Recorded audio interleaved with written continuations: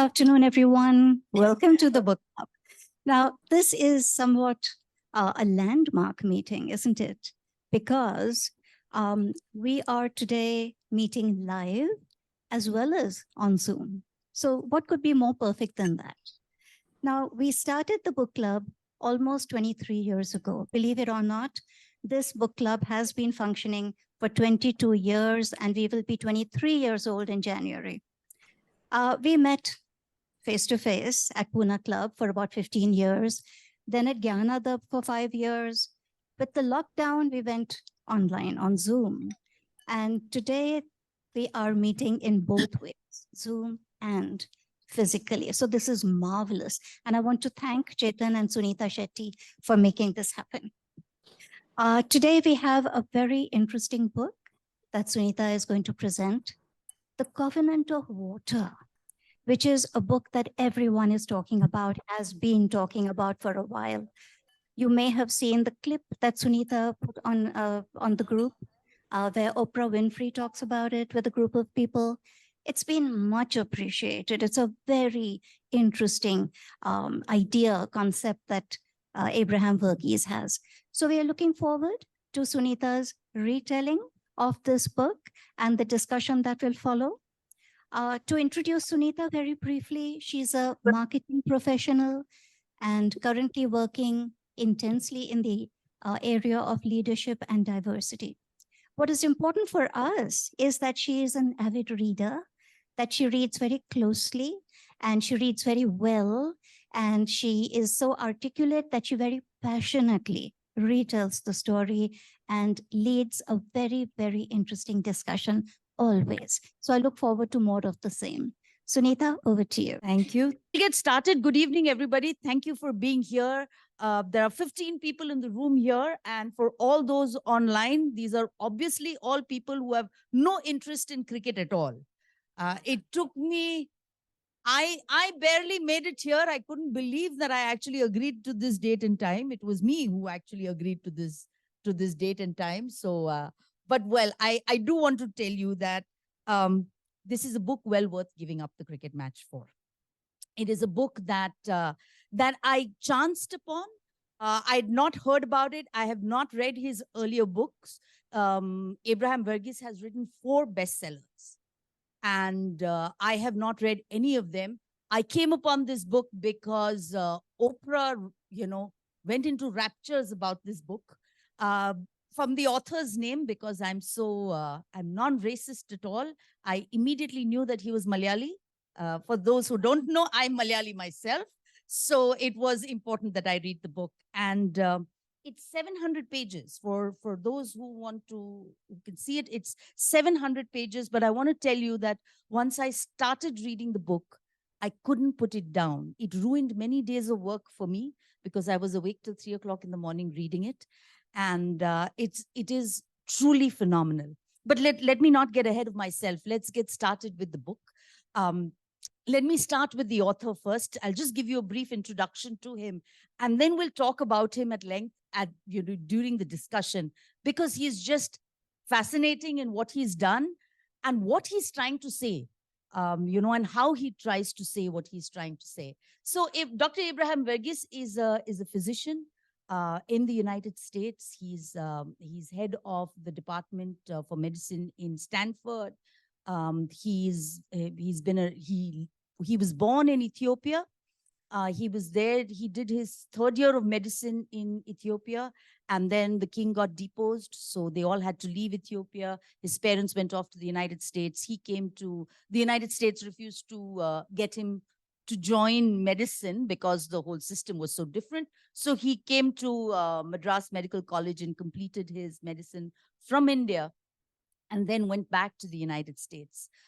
Speaks extremely articulately, speaks a lot about medicine and telling the story of patients. That's what he tells his residents as well. That's very important for them to know the story. So it's not just about healing. And healing is more than just giving medicine or fixing something. There's a lot more to it. He believes that people become doctors to heal themselves, that there's something missing in their lives, and they find it by helping others, which is why they become physicians. He also won the award for humanities from Barack Obama. So he's a very decorated physician and doctor in the United States. And it took him 14 years since his last book, Cutting for Stone. Anybody read it in the room here or online? Um, Lots of people have told me that Cutting for Stone is better than Covenant of Water, and I cannot believe that. So I have not read Cutting for Stone, but I will. You know, but this is so this book.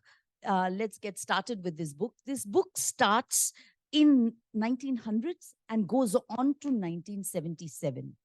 So Abraham Verghese, loves writing these multi-generational. He believes that it's wonderful to be able to tell a story over many generations. How does the story of a family move across decades and across generations? So it starts in 1900s. It's in Travancore. It's set in Travancore in Kerala. And the book opens to a young 12-year-old who goes off to get married. She's being, her family decides that they don't want another mouth to feed. Her father was a priest and died. So the uncles decide that, she needs to go off. And she's taken away to a long distance, really. And for all of y'all who know Kerala and may or may not know Kerala, Kerala is a land of rivers. It's got 44 rivers. There's the backwaters, there's the sea, it's just a land that is, there's so much water in Kerala. And they take a boat and they go a long distance to a church where she's getting married. She has not even seen her husband, this young 12-year-old child. And when she sees him, she realizes he's a 40-year-old man. He's a widower. He's older than her own mother. And, but, this is what, she doesn't have a voice. So she has to get married to him. And the widower, when he comes and sees the bride for the first time, he storms out of the church because he says she's just a child, and that he shouldn't be marrying her. And it's his sister, Tangama, who goes after him and says, I found the right person for you. Get married. You need this. And he eventually does come back and gets married to this young girl because he knows that otherwise nobody will marry her if he walks away from the church. And it starts with her going, then the boat takes her away from her mom. She knows she's not going to be going to see her mom in a long while. And the boat takes her and Tangama, who is her sister-in-law, away in the boat. And she sits on Tangama's lap. She's a young child, right? All of 12, hugging her, and she's being taken away to Parambil. Her husband is not in the boat. Okay, and she's being taken away to this village, to Parambil, where her husband owns 500 acres of land. And the house is a beautiful, it's a large house. He owns a lot of land that is there. The house has a cellar called the Ara, which is there. It has a courtyard. There are coffee trees. There are jackfruit trees, but it's way inland. And it strikes this young girl as to, why would somebody build a house so far inside when you could be near the water? And it could be, and it's so much more lovely to be near the water than, to build this house way inside.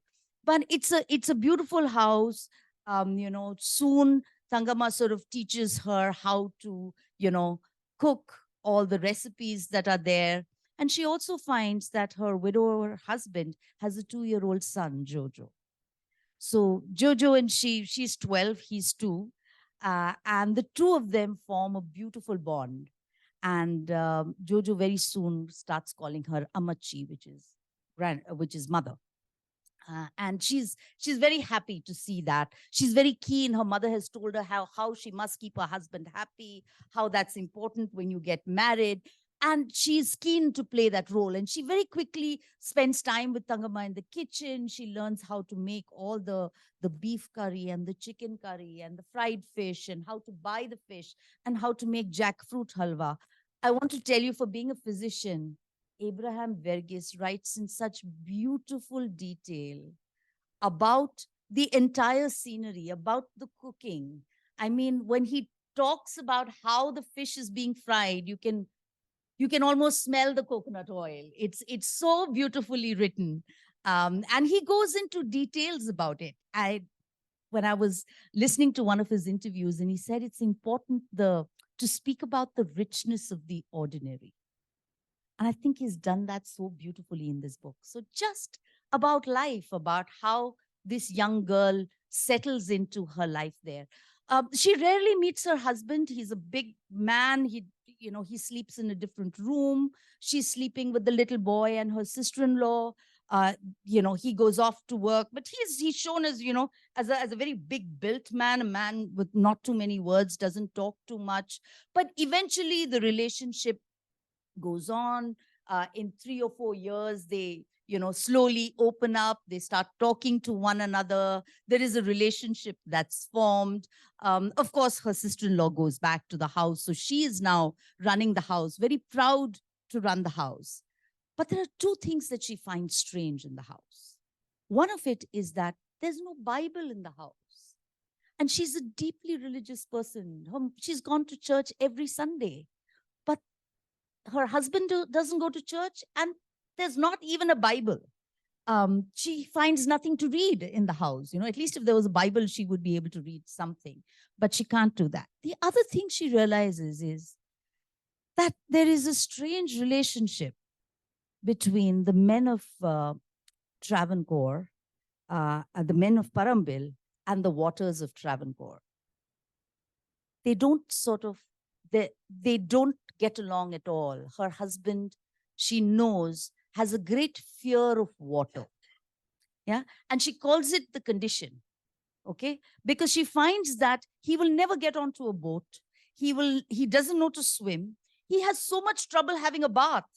She once watches him having a bath, and it's almost painful. Like little by little, every limb by limb, he sort of, washes himself, but he hates having a bath. And she finds that there's something strange about this. When it rains, she sort of, he feels like his legs don't move.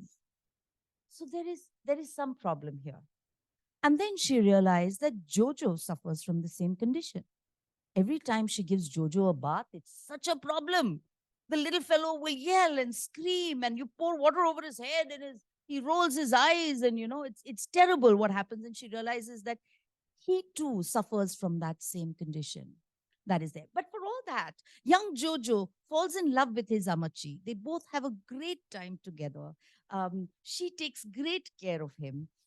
She learns to, she cooks every day. She goes into the cellar, and she believes that there are ghosts in the cellar. Like all good Malayalis, of course, there are some ghosts around in the house. There's no way there are no ghosts that are there. And she believes that the ghosts in the cellar is Jojo's mother, who is looking over them. So this is a nice ghost. And she chats with the ghost every time she goes to the cellar. She just reminds the ghost that if you're going to eat the mango pickle, then can you just shut the bottle at least, so that it doesn't get spoiled. So they have a great relationship.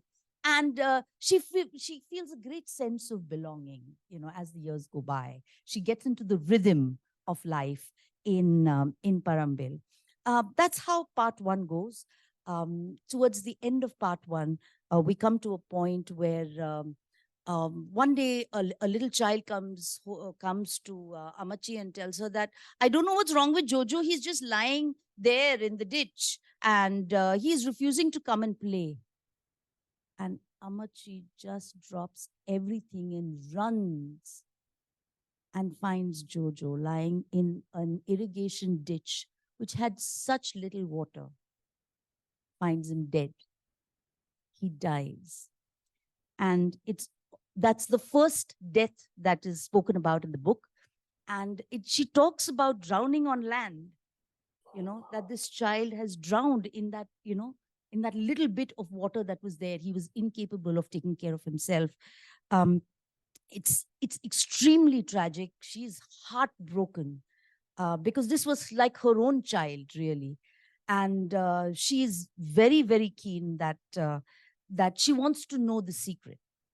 And the Tamrand, her husband, then gives her a little bag of papers, which has a scroll to it, where she finds that his first wife had actually created the family tree, and finds that in every generation, there is one person who has died by drowning. So there is this condition in the family. She has a child. She has a baby eventually with Tamran, and it's a little girl. She brings a lot of joy to their life. She's called Baby Mole. Mole is a very Malayali endearment for a young girl. I've been called Mole by many uncles. So she's called Baby Mole. And Baby Mole is just a wonderful child, always happy, rarely cries. And at some point, somebody walks into the door one day and tells Amachi, is she all right? And that's the first time Amachi realizes that there is a problem. And they eventually take her to a doctor, and they find that she had a thyroid issue when she was born. So she will remain this way. She will not grow anymore than what she is. Her face is slightly wizened. She won't grow any taller. It's a situation. It's a condition that many people have. I know of many people who suffer, babies who suffer from this. It can be cured at birth, but they found it out too late. So she will be that way. And in a way, in the book, it's very nice. Actually, mother and father are quite okay with that. Tamran and Amachi are quite okay with that, because she's such a happy child. She's just an angel. She's just smiling all the time. She lives for the present. And no Malayali story is complete without an elephant. So there is an elephant, Damodar, who's there, who's part of the estate, and he comes to meet the new bride when she comes in. And she's so happy that the elephant has come to greet her, and she of course feeds him, and has a relationship with the elephant, just like the elephant has a relationship with her husband, the Tamran. The Tamran is a word that is used for a senior person in Kerala. So the husband is called Tamran in the story. This then moves to part 2, but I'm going to continue with the story just to keep it linear. Life goes on in Parambil, and they then eventually, after many years, when she's 34 years, she's pregnant again, and she has a child. Philippus is his name, is a young boy that is there, and she is so scared that whether he will have the condition or not. And he doesn't. Philippus doesn't have the condition. So he is very keen that he goes and he swims. She sort of is constantly trying to protect him so nothing happens to him. And that's when Tamran tells her, don't do this. Let him live his life, right? There is nothing we could have done for Jojo. Jojo lived the life free, just the way he should have led it. As a child, my parents and my siblings protected me so much because they knew I had this condition that I couldn't learn anything. I was illiterate, right? That's why my brothers swindled me of all my money that was there. There was nothing that I could do, right? And let's not do this to our children. So they allow, much as she's so worried about her son, she allows him, but she makes him swear that every time he goes swimming, he will go with somebody. He'll never go alone. And Philippus, tries and goes to learn swimming every chance that he gets, but he just never learns to swim. Just never learns. He feels like such a failure that he doesn't know to swim, but he's not afraid of the water. But he just never learns to swim. Philippus moves on, grows up. He meets somebody in the village who, and now Parambil is becoming, bigger and bigger. There are lots more people coming in. And he meets somebody who speaks very fluent English. And they teach that man teaches him to read English, insists that he speaks only English with him, not Malayalam, gets him to read Moby Dick and Oliver Twist and all these kinds of books that are there. So he reads Dickens and he's reading all kinds of literature, and he comes home and he's telling everybody these great stories that are there. So the atmosphere in the house is very different. Suddenly there's so much more interesting stories that are happening in the house that is there. And he loves to write. One day there is a baby that falls ill in the village, and Philippus actually helps the child, take the child to the doctor, and the doctor, is unable to perform the surgery because he's got trouble with his hand. So he asks Philippus to make the cut on the neck. And this, he's so scared, but he eventually does it, and the child's life is saved. So Amachi believes that this is his calling, that God has sent this message that he must become a doctor. Anyway, just before he leaves, at a time before, it's already now, Amachi is already 34, 35. So you can imagine how old Tamran is. He eventually gets a stroke and he dies. And it is now Big Amachi who, and now she's Big Amachi because she is the matriarch who is taking care of Parambil. So she has become worldly wise now. And, she's always known to read and write. So with the help of all the people around, she sort of, takes charge. Now there are, there are sawmills in Parambil. There are tailoring shops that are there. So as a village, as a community, it has evolved as well. Now, young Philippus, it's time for him to go to college. He gets admission into Madras Medical. He's not so keen on going at all. He doesn't want to leave Parambil, but it's his mother's wish. So he goes rather reluctantly. Now, he had trouble in school as well when he was in school in Parambil, that his teachers would always tell him to come and sit on the first row because they believed that he wasn't listening, that he couldn't hear very well. Now, he does have a hearing problem. So when he goes to medical school, he has a lot of trouble because he cannot hear what is happening. And eventually the college tells him, you have to go and get your hearing fixed and then come back to class because otherwise you won't be able to make it. And he's so upset and disappointed. And in any case, he never wanted to do medicine, that he packs his bags and goes back to Parambil. And he's so worried that, what he's let his mother down. What are people in the village going to say? But the good part is that, I don't know if it's the good part, but what happens in Madras at that time is that the war starts and Japan has sent bombs there. And so, his mother is so happy to see him back. Big Amachi is so grateful. She believes it was a sign from God that he had to come back. Now he comes back, he becomes a writer. He writes beautifully. He'd much rather be doing literature than medicine. So he was very happy to get away from there. He writes for the Manorama magazine. He wins some prizes for that. Now, on his train back, he meets a young girl on that train back from Madras to Parambil. And he comes back and he tells his mom that she's the one I want to marry. And there is a connection in the story elsewhere where he meets her. So he knows who she is. And eventually they do get married. Okay, her name is Elsie.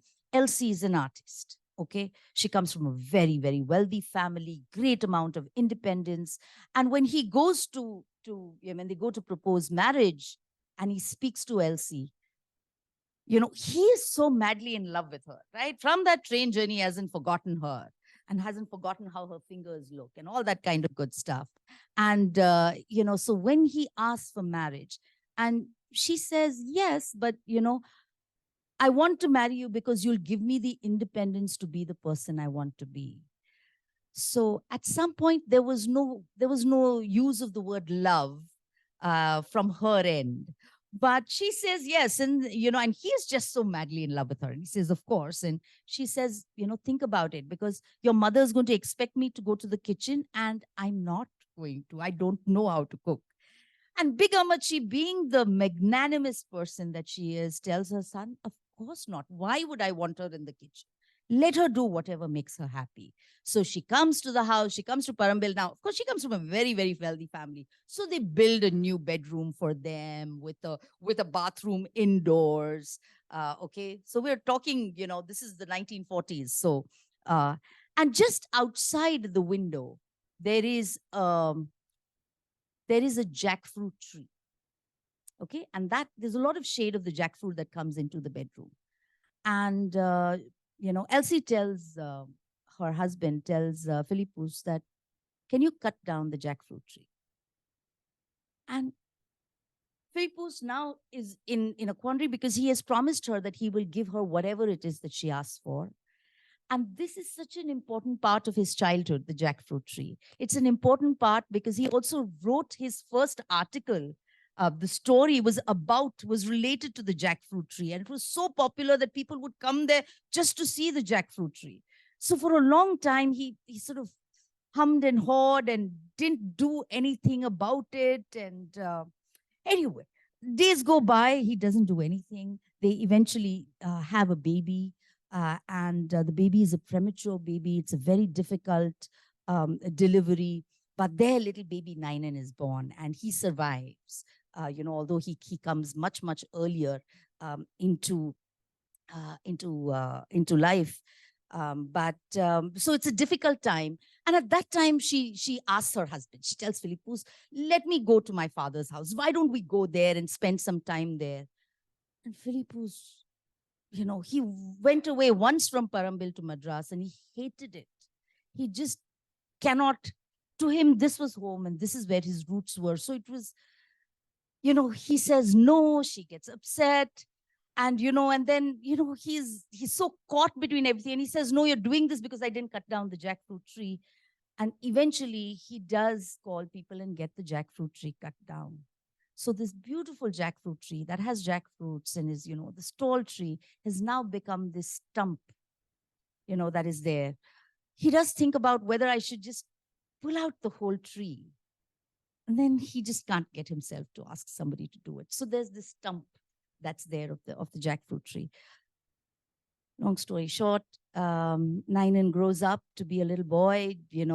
Nainan also has the problem, has the condition, but the parents know about it, so they're always very careful. But one day they hear a loud scream, and they go outside and they see little Nainan had climbed up the jackfruit tree and slipped and fell from the top of the stump, and then got himself pierced on one of the branches. And that is the second death in the family that's there. Now, this is just a death that breaks the family in a way. I think, husband and wife just blame each other for it. Philippus is so angry with Elsie because she was the one who said to cut down the jackfruit tree. And if it was not cut, this wouldn't have happened. She's so angry with him that he did, just, you need somebody to blame, right? When there is a loss like this. And eventually she leaves and she goes away. She goes back to her father's house. It's a terrible time. Philippus just loses it. He becomes addicted to opium. He's just generally spiraling down. And at that point, Elsie loses her father. And it's Big Amachi who eventually goes to her house and tells her to come back and says, please come back, because even Baby Mole loves you so much and she's so unwell now. She cannot deal with this separation and she has been so unwell. So please come back. And eventually Elsie does come back. But she comes back. She's the shadow of the person that she was before, very, very unhappy. And within few days, Big Amachi eventually yells at Philippus and tells him, can't you see that she's pregnant? Now, the two of them did sleep together when she came back, Philippus and her. And Big Amachi tells him, she's going to have a baby. You must, give up opium and, be the husband that you need to be. And Philippus is so happy because he thinks baby Nainan is coming back. And Big Amachi is just so mad with him. All the women in the house are so mad with him, but he's obsessed with the fact that his son is going to come back. They have a daughter, a beautiful baby girl that's born. Elsie tells Big Amachi that you must I want her to be named after you. And that is the first time we hear of Big Amachi's name. Her name is Mariamma. So the little girl is called Mariamma. And, Elsie, the baby is born, and she, eventually tells Mariamma she tells Big Amachi one day to take care of the baby. And she says, I'm going to go for a bath in the river. And she never comes back. So her clothes are found. Big Amachi finds a drawing that Elsie has done. Elsie is a great artist, and she finds a drawing that she has left, which shows it could have been the virgin mother and child, but Big Amachi knows that she drew it depicting Big Amachi and the baby. for her to take care of it. Um, Elsie was a wonderful artist. Like I said, she'd done sculptures, she'd done paintings, and she leaves this drawing for them. And so Mariamma grows up with her grandmother, with Big Amachi. The death with Elsie gone, Philippus comes back to, takes responsibility, comes back being the man that, being the father that he needs to be, and taking care of the household. I'm going to take a break here now and take you through the parallel story that's happening. Okay, there is another parallel that goes along the way. And that goes from part 1 to part 2 in this book, but I've sort of kept it linear just for us to follow through. I'll just give you a brief on that. After part 1, part 2 the book opens out in Glasgow. And there is a young doctor there, Digby, young boy. He loses his mum. He eventually becomes a doctor. And he comes to Madras to practice surgery because he faces great discrimination in Scotland. And he comes. There's, various stories about him in Madras, about him getting used to the life, about we're introduced to how they deal with colonialism. How do people from, how do the white skin talk about colonialism here when they're living in India? Digby is an associate director in the government hospital that is there. The doctor who's in charge, Claude is his name, and he's drunk all the time, and he takes care of all the white patients, and Digby is supposed to take care of all the natives. But so many stories of how irresponsible Claude is as a doctor. But eventually, they're in an operation theater, and because of Claude's wrong diagnosis, and Digby tells him that this is not correct what you're doing, but because he's the senior doctor, they go ahead with the operation, and that person dies. So there's a case that's going to be out there, and in the meanwhile, Claude's wife, Celeste, and Digby become very good friends. And they're very close. Digby is madly in love with Celeste. I mean, he knows she's married and everything, but he can't get her out of her mind. And because of this problem of this person dying, and there's going to be an inquiry, Claude one day tells Celeste, please tell your friend Digby that not to testify, or to testify saying that it was not my mistake, because otherwise I will file for divorce. And basically saying that he was going to blame her and say that she's the adulteress and things like that. The fact is that they had not yet gotten to an affair at that point in time. And she actually goes to Digby's house to tell him about it, and they sleep together at that time. The affair starts really much after that. But eventually there is when they're together at one point, the house catches fire when Digby and Celeste are there together, and he just has to go away from there simply because now he's the shamed person, right? He's having an affair with the doctor who's under investigation. Nobody's going to believe him now. So he leaves and goes away. He goes away near to a hill station, and then he knows Elsie's father. So there is a connection from there that is there. But I'll leave it at that. The rest has to be read to know the rest of the story. But to wrap up, the story ends with young Mariamma, the granddaughter of Big Amachi, who eventually she does become a doctor. There is a hospital that is being opened in Parambil. She becomes a doctor. Big Amachi, she must be in her late 70s. And one day she's at home, and she, when she goes to sleep every night, she would ask Baby Mole, is it going to be tonight? Because Baby Mole has all these strange, premonitions about things. And every night Baby Mole would tell her, no, not tonight. And this time, when she asks Baby Mole, so is it going to be tonight? Baby Mole doesn't say anything.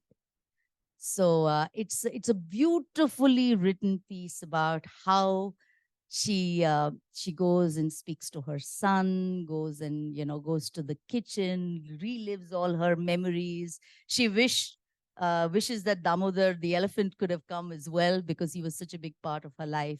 And eventually she lies down by her daughter. And the next day in the morning, Philippus comes to find both of them died in each other's arms. So she dies, she passes away, but Mariamma eventually becomes a doctor.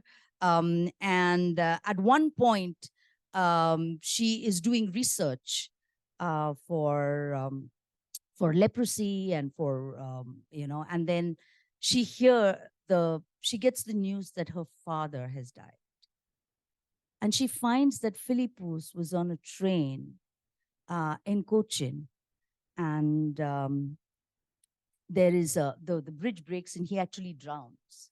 He drowns and dies, and she spends her life trying to understand the condition that is um, that the fate of the men in Parambil actually meet with. So she spends a lot of time in that. So that's really a large part of the story.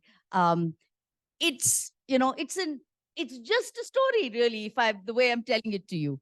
But he writes so beautifully. I think everything, like I keep saying, he said about the richness of the ordinary, and it's truly very, very rich. Every chapter that he writes, every human emotion that he talks about is very, very beautifully put. He does a lot of work on the book takes you through the caste system in Kerala. There is a lot of, about the people in Parambil and how they treat the different castes, about Christianity, about faith. There's a lot of Christianity in the book that's there.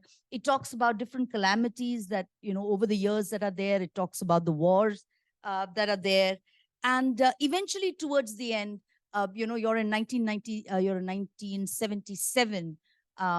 He talks about how the thinking changes about people with different castes, right? At that time in the 1900s, there was a different place where people would sit, the lower caste would sit. There was a different plate for them. And by the time it's 1977, young Mariamma has everybody sitting around the same table and eating, irrespective of caste. So he goes through that entire piece that is there. So that's the book for you. I'm going to open it out for any questions. I'm sure there'll be plenty, but any questions that people may have. Yes, yes. So anybody online, please raise your hand. And please unmute yourselves, yes, and just ask the question if you want. There's a mic on every table, yes.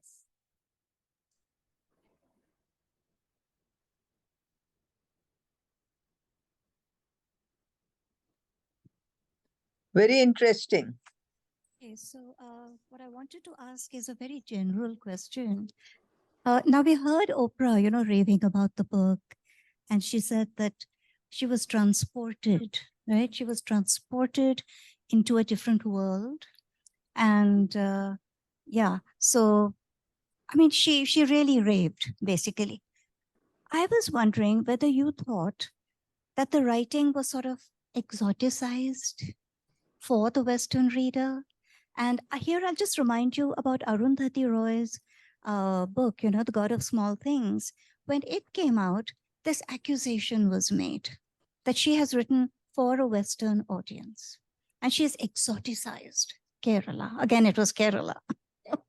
So has Abraham Verghese done that? Is it a very pretentious novel? I mean, it's ambitious, that's for sure. Do you think it's pretentious, which would be a criticism? So I'll tell you that when I read the book, I don't believe at all that he has, at least in my view and my lens of looking at what he has done, I don't believe that he has romanticized or made it larger than life or made it exotic at all. In fact, I could see, I could see my grandmother in the book. I could imagine and visualize Parambil the way it was just from all my holidays in Kerala. So it was very, very real. I feel it was very, very real and very, very, what surprises me is that I can relate to it because I saw my amama there. I saw, I could get the taste of the coconut oil, like I said, and they talk about the food, the pitta, all the things, the mean and everything that they eat. They talk about the lounge chair that is there, which, my grandfather had, which had that big paddle on it.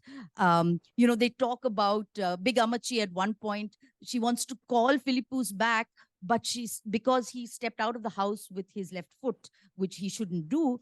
But then also that when somebody leaves the house, you can't call them back. So she just lets him go, which was a big thing with my grandmother. I still, till today, when somebody leaves the house and I have to call them, I will hesitate simply because it's in my head from what she has said. So to me, I think it was very real. I don't think there was anything at all that was pretentious about Kerala. But I do I can't understand. And for somebody who's a non-Malayali or for anybody else in the West, I mean, I have no clue how enthralled Oprah about this book, because it is so Malayali, it is so Indian, that for them to be able to connect with it, I thought was phenomenal. I mean, I don't know why they connected with the book, but I didn't think it was pretentious.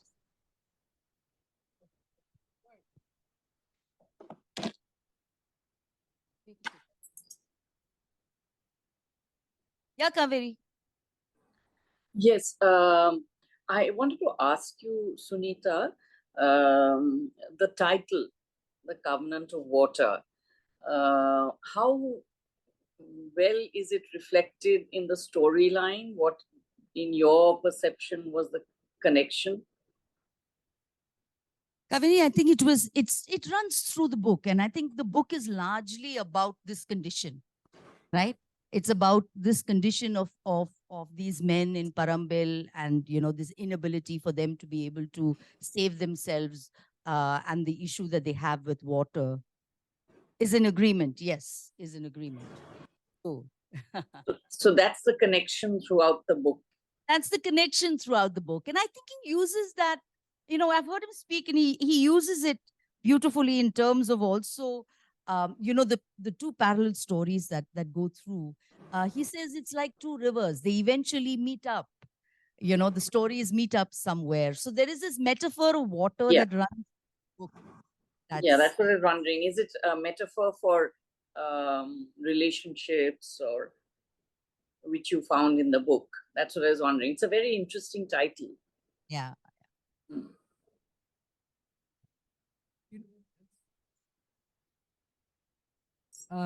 So, I like the book.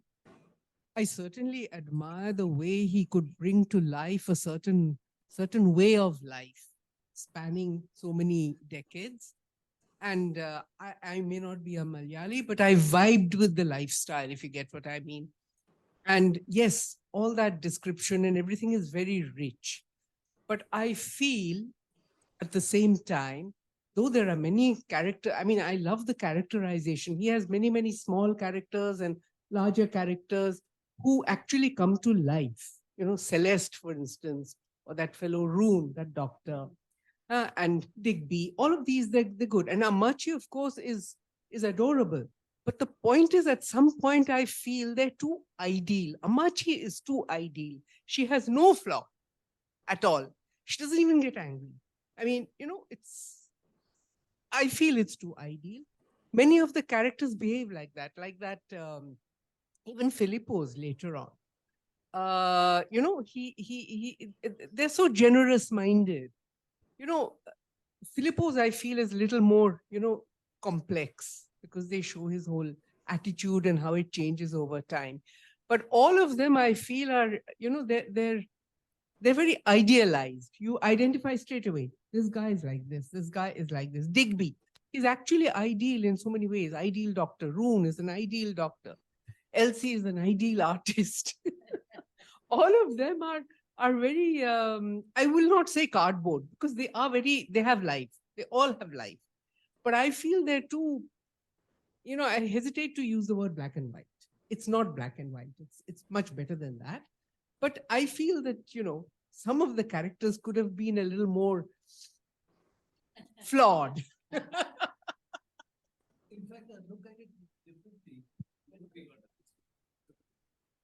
In fact, I look at it differently. Uh, Maybe there are too many characters have been put up. And at times it sounds, how the hand is, it's like practically what a surgeon would want to tell about it. So I didn't like that part, needlessly it was brought in just to show that he's a doctor. It came that way.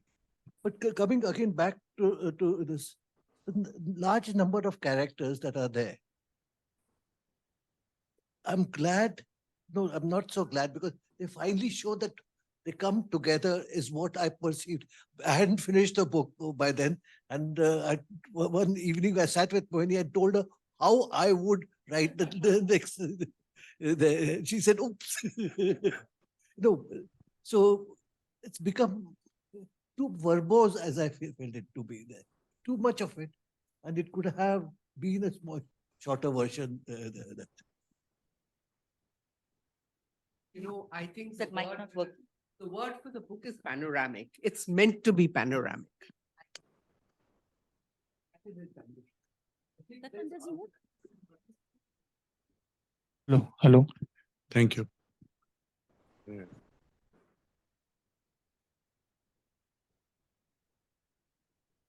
Uh, the intriguing part which I found about your narrative was where Amaji, when she was young, she found that there was no book in the house, not even a Bible. So there was definitely this dearth for religion or any kind of philosophy. I am not a theist, atheist, or polytheist. I'm nothing. I'm just a student. I would love to know how she filled that vacuum, which must have been there, which you have not stressed much on. Thank you.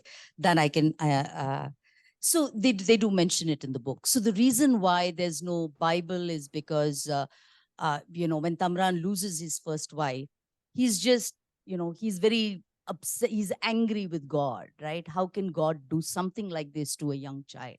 So which is why he loses faith in religion in a way. The other thing also is that to go to the church, you have to take the boat. And otherwise it's a long walk for him to go. But eventually, as their relation, and I think that's very beautifully done as well, as they start talking. In the beginning, they don't even talk to one another, right? I think, some years go by because she's just such a child, and she just does, she's eventually just taking care of the house. She's also too scared to speak to him. Eventually, as the relationship develops and she tells him that, I want to go to church.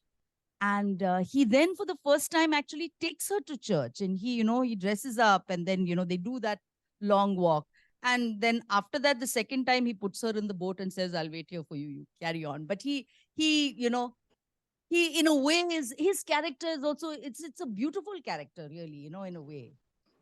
Yeah. Then eventually eventually the Manorama comes home and all that. She gets, as he discovers what she wants, then that's met. So she does get to go to church.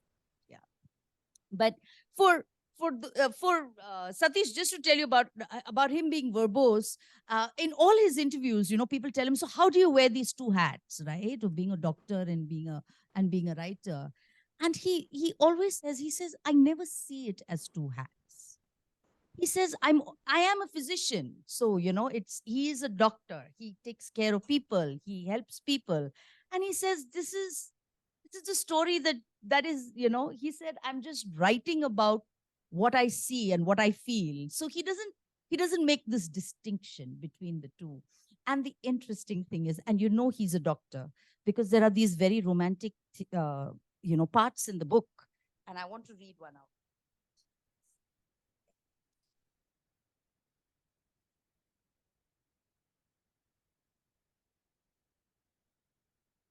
I'll read out some parts of the book, but let me read this one out for you. So this is where it's a kissing scene, and he says, his tongue will run down from her lips, her chin, down the midline past her thyroid, her cricoid, to the little hollow above her sternum. I had to go to the dictionary and find out what is the cricoid. It's the cartilage of the larynx.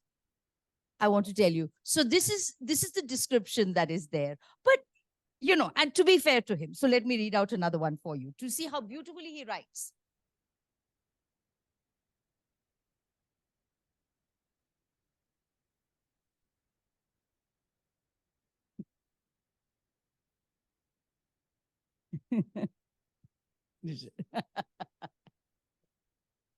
Wickedly delicious, yes. So that's, you know, and you can see that this is a, and he is not hiding away from it, but this is how he has described it. But the joy of this book is in how beautifully he writes. How beautifully he writes, truly. I mean, the story is just a story of 3 generations, but it's how beautifully he uses words. And I want to read this out for you. This is a piece that he loves reading at every book, you know, where book signing that he goes for. So I'm reading the same one for you, right? So right in the beginning of the book, here it is. Happened is happened. Our young bride will say when she becomes a grandmother, and when her granddaughter, her namesake, begs for a story about their ancestors. The little girl has heard rumors that theirs is a genealogy chock full of secrets, and her ancestors include slaves, murderers, and a defrocked bishop.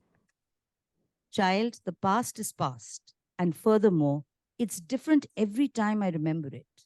I'll tell you about the future, the one you will make. But the child insists. Where does the story begin? With doubting Thomas, who insisted on seeing Christ's wounds before he'd believe? With other martyrs to the faith? What the child clamors for is the story of their family, of the widower's house into which her grandmother married, a landlocked dwelling in a land of water, a house of mysteries. But such memories are woven from gossamer threads. Time eats holes in the fabric, and these she must darn with myth and fable. The grandmother is certain of a few things. A tale that leaves its imprint on a listener tells the truth about how the world lived, and so unavoidably, it is about families, their victories and wounds, and their departed, including the ghosts who linger. It must offer instructions for living in God's realm, where joy never spares one from sorrow. A good story goes beyond what a forgiving God cares to do. It reconciles family and unburdens them of secrets whose bond is stronger than blood.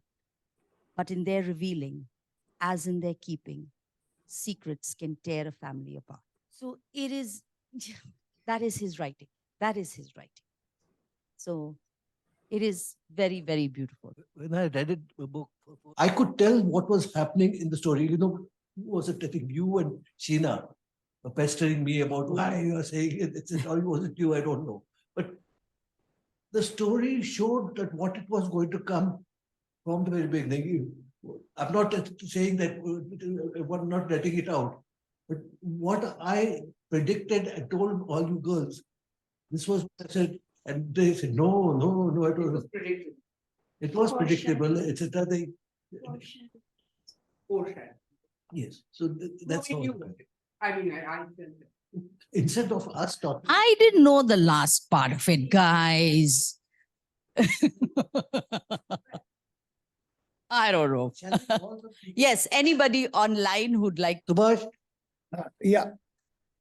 No, one is I want to compliment you for a beautiful narration of the book. I've read the book and it really came alive as I was listening to you. 700 pages, and it has such a large sweep, not just time, but also continents. You know, I mean, so many things it covers. It's very, very interesting. Now, what you call this is a very Malayali novel. Yes, perhaps it is. Initially, as a non-Malayali, you find certain words difficult, certain relations difficult. But as you go along, that is not an obstacle at all. I mean, you just get involved into it. And every character is so strong, and especially the women's characters, this main mother, of course, and everybody is so strong that you start relating to them. And even that man who who would walk miles and miles but refused to get into a boat. I mean, it's something very remarkable. Uh, Another thing, of course, I have some issue with the end, but I don't want to be a spoiler because there would be some people who have not read the book. Another thing, of course, you get so much identified or related to different characters. These deaths really start bothering you. I mean, it's very, very depressing. One death after the other. Depressing in the sense it's very, very tragic. Yeah, and it is related to the condition, but it is related to several other things. And also, there's the artist in her who becomes a sculptor, who is a painter, all those things are so very interesting. I mean, yes, anyway, as I said, I have some issues with the end, but I don't want to be a spoiler. Thank you. Thank you. Thank you so much. Kaveri, is there something you want to say? Yeah. Yeah, if I may just ask another question. Through your description, it seemed to me that implicitly the women were the strong protagonists, if you want to call it, or the strong characters in this story, and the men were vulnerable, either because of that mysterious affliction that they seem to suffer, or in whatever way. And I was wondering whether this is like a reflection of the the matrilineal, matriarchal kind of society in Kerala, which I don't think applies to the Christians. I think it's among the Hindus. But I wonder whether, it seemed to me from your description that the women were the ones who were very strong in this particular novel. Is that right? Was that the impression? Yeah, not really. I think the men have have complex characters as well. But I think if you look at it as just from Big Amachi, yes, she is the main central thread through the story for most part of the story. So, that's there. But I wouldn't look at it that way. I don't know, is your Okay. yeah, but we are matriarchal. Yeah, not all. But she's saying that the Christians are not at all matriarchal. Are they? Yes, anomaly. That's one. Anyway, I think the advantage of the mic is with me. Is it necessary for Indian English authors to write big fat books to become bestsellers? That's a nonsensical. That's a nonsensical rhetorical question. But you said there are two parallel stories, and they are, if I were to say that they are, I've not read the book, as usual, is the intertwining both the narratives is artificial to make it a more heavy book. Why was it necessary after 14 years to write one book, or rather two books, and combine into one? Is that artificial and unnecessary? No, it's not two separate books. There is another thread, and like I said, and like he talks about, it connects at different points. So it is one story. It's not. It's a different. I loved the book, so I think everything was necessary, absolutely necessary. It's part of the plot that was there. So it's interesting when people ask him, why did you write, and how could you write such a book when you've got a day job? And he says that this was not, first of all, he has a whiteboard in which he sort of writes. He had the whole story written, but the story kept changing. And he said, as he kept building his character, and the characters, went into some kind of, they had pressure, and something was, happening in their lives. The story took a meaning into its own, So in a way, it was not what he started with, but eventually it sort of turned out this way. But it was required. Essentially, in Ethiopian, kind of, and spent just 3-4 years in Madras Christian College. He has done terrific amount of research. He knows inside out of his own family, kind of, and builds on that, presumably. And I've done a hell of a lot of research on this. So he used to go to Kerala every year for his holiday that was there. So and the idea of the book, really, the seed came from a letter that his mum had written to one of her nieces when her niece asked, what was your life like? And her mum, his mum, wrote it out, and he got a chance to read that, and that sort of gave him the seed for the book. He knows Kerala well enough. He's gone there for holidays. There are pictures of his house that that he'll talk about. His grandmother's name was Mariamma. I'm saying a lot of it is connected to his own stories and people in his life. So that's where it comes from. A good friend of mine is Puttu Mutai Parambatil. I rang him up and said, this is it. And he was stunned that he didn't know it really existed. Because when in class they used to say, Puttu Mutai Parambatil, we all look around, who's Parambatil? Yeah. So, I mean, I'm just commenting now. It doesn't change my overall view, which is, okay, pretty good book. But I remember reading the first part of it, and then I said, this is too much. Yeah, too many people are killed. I mean, and they all die randomly and very fast. I mean, it's very sudden, starting with Jojo and whatnot. And then when Celeste also dies like that, I said, this is too much. He's sacrificing to the plot. So once again, this was brought up in an interview, and everybody told him that, there's too much of death. Like, what is it? Just because you're a doctor and you feel that you can.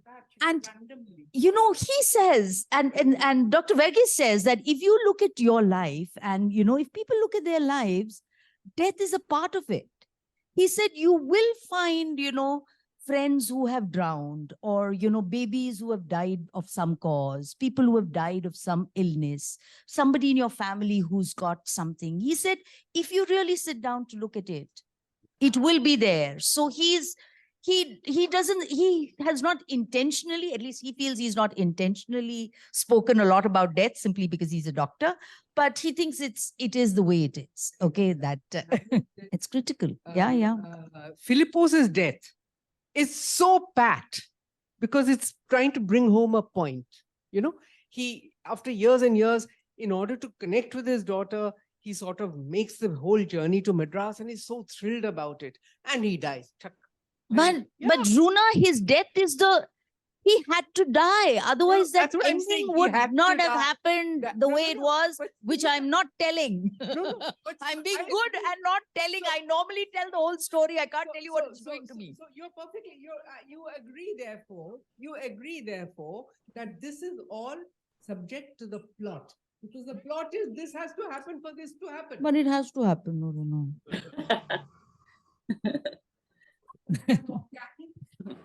He also it's also a beautiful story, and the reason at least because it appeals to me, because there is redemption and everything is tied up very neatly. There is no answers that are left. I'm very happy with that. I can sleep in peace. I love books like that. Don't leave me to think. But it is, yes. And he says that also. He says that he does that because he believes it's Sunita, sufficient. just We should one end. comment about deaths, huh? One death. I mean, Big Ammachi dies, and very conveniently, Baby Moll also dies at the same time. That I thought was a bit much, because who would look after her after Big Ammachi? It would be very strange. I don't know what he would have done with that character. So very conveniently, both of them. I mean, that was a bit too much. Okay. Really. Fine. Sheena, Anjali, Vispy, Ginny. Thank you, Sunita. It's really, I mean, you do such a wonderful job. We've got all of us are enthralled with the book. I don't dare read it. It's too big. But I'm going to come and ask you what the ending is. Please do. It is really a wonderful book. Yeah. Don't get scared by the 715 pages, but it is lovely. Okay. It is something that, it goes by fast. It doesn't, I think also because I wanted to read it. So Let me second that. Yes. I mean, the 700 pages were a little intimidating, just knowing that there were 700. But once you start reading, I swear it is so smooth. And as she says, it's hard to put it down. I mean, it is just so interesting. It's so well written. You just go from page to page, you just go on. And Sunita, I want to say, I heard your entire presentation with a big smile on my face. I enjoyed it so much. Thank you. Thank you. Thank very you. much. Yes. Last word from Jayashree. As always, an excellent presentation. Loved it. I've come here today only because of you. Oh, thank you. No, Thank really. you so And, much. I have been to Kerala as a tourist. I may not have been that much into the interior, but I can really visualize all that you have said. And I loved it then.